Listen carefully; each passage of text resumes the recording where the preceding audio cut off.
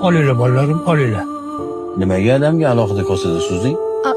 Qo'llarini laganga uzatib ovora bo'lmasinlar dedim-da. Ya, ovqatsiz juda mazali chiqibdi, kartoshkali bo'lsa ham. Rahmat. Hozir siz kartoshkali manti yedingizmi shunda? Ha, bolam, juda mazali bo'libdi-da. Nima? Sen hozir o'zimizga go'shtli, yog'li manti suzib, adamga alohida kartoshkali suzdingmi? Bolalarniki bilan adashtirib yuboribman shekilli adasi. Ada, shu kelingizni bitta duo qiling.